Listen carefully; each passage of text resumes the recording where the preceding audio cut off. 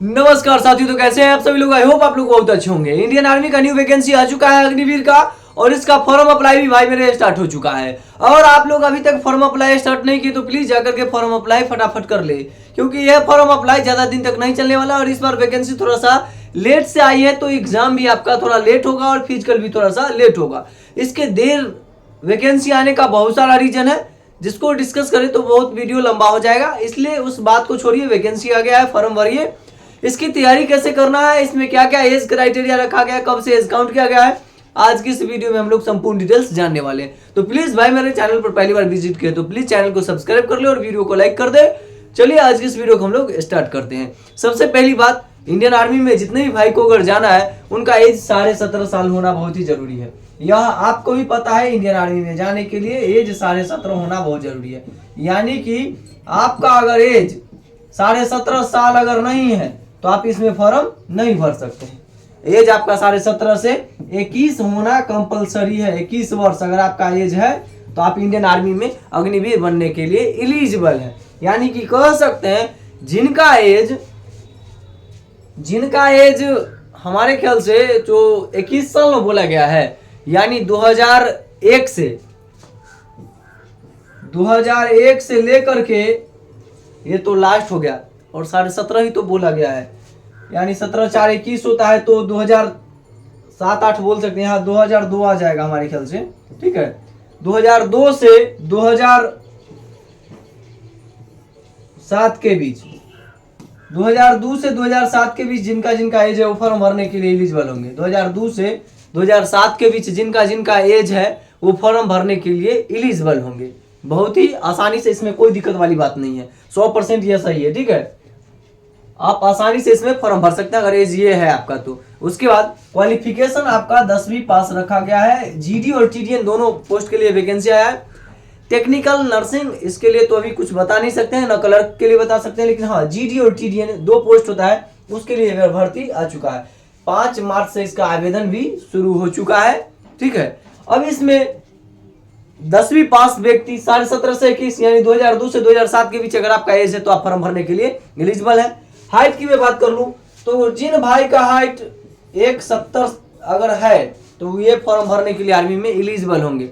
हालांकि ये जनरल वालों का है, ओबीसी के लिए 1.69 ही मांगा जाता है, और कहीं कहीं तो और कम ही है। पहाड़ी क्षेत्र का जो हाइट है 1.65 भी लिया जाता है, 1.62 भी SC/ST का लिया जाता है।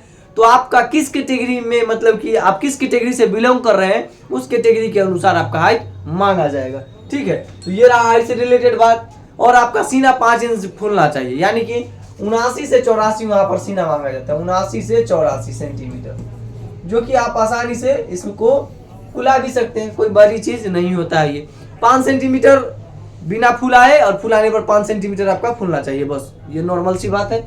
ये आपका चेस्ट से रिलेटेड बात हो गया, हाइट पता चल गया, क्वालिफिकेशन पता चल गया, एज पता चल गया, कब से काउंट किया जा रहा है। अब बात आती है इसकी तैयारी कैसे करें, इसके एग्जाम में कौन कौन सा चीज पूछा जाता है, इस पर थोड़ा सा बात कर लेते हैं भाई।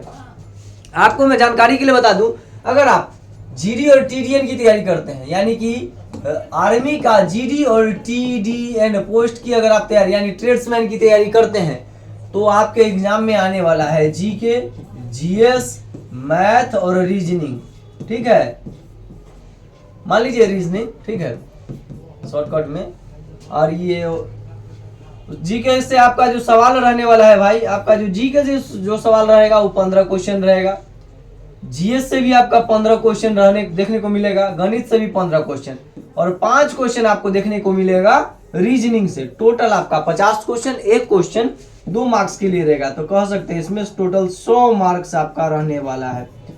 और इसी 100 मार्क्स में से जिसका, यानी 50 क्वेश्चन में से जिसका 25 क्वेश्चन सही है, और दौड़ में जो फिजिकल आपका है 100 नंबर का होता है, उसमें अगर 100 में 100 लिया है, ये आपका 25 क्वेश्चन सही है तो 2 नंबर यानी 50, यानी 150 नंबर आप ले आए तो आपका फाइनल मेरिट बन जाता है आर्मी में, ठीक है। अगर बाय द वे आपका 100 में से 90 अगर ले आते हैं, ठीक है, 100 में से अगर मान लीजिए आपका 90 नंबर आया, तो 90 ले आए तो इधर से आपको कम से कम 30 क्वेश्चन कम से कम सही होना चाहिए, अधिकतम आप जितना कर सकते हैं।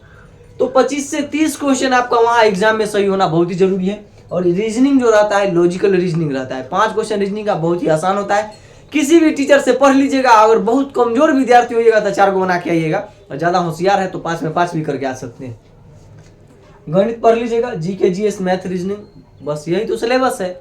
आप आसानी से पढ़ के भारतीय सेना में अपना सेवा दे सकते हैं। सैलरी की मैं बात कर लूँ, 22,000 से शुरू होता है इंडियन आर्मी में सैलरी भाई, जीडी और टीडीएन पोस्ट के लिए। हर साल आपका 2-2 हज़ार बढ़ते जाएगा, और जब आप रिटायर होंगे उस समय आपको 12 लाख रुपए आपको रिटायरमेंट के तौर पर दिया जाएगा।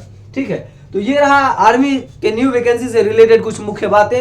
अगर आपको अभी भी इस भर्ती से रिलेटेड कोई डाउट है, कोई और बात इस वैकेंसी से रिलेटेड आपके माइंड में चल रहा है, तो प्लीज कमेंट सेक्शन में लिख करके आप पूछ लीजिए, ताकि मैं आपको बता सकूं। और हाँ, एक बुक, ये जब हम लोग तैयारी करते थे तो उस समय मैं एक ही बुक पढ़ करके, ये किसका बुक है, तो राम सिंह यादव या यजवेंद्र यादव का ये बुक है, जिसमें 50 गो पेपर्स है, अभ्यास पेपर है, इसको बोल सकते हैं। जनरल ड्यूटी के लिए, थल सेना, अग्निवीर आर्मी के लिए ही है। ठीक है, इसी बुक को पढ़ करके मैंने उस समय कंपटीशन को निकाला था। बहुत ही आसान होता है भाई उसका गणित भी, लॉ समोसा जैसा सवाल भी आपको वहाँ पर बहुत इजी सवाल भी दिखेगा। ऐसा नहीं हार्ड नहीं होता है, हार्ड भी होता है, नॉर्मल भी होता है, लेकिन नॉर्मल सवाल ही रहता है। कोई बड़ा लेवल का हार्ड सीजीएल जैसा नहीं आता है क्वेश्चन, बहुत नॉर्मल सवाल आएगा। बस एक बुक को पढ़िए और आराम से निकाल सकते हैं।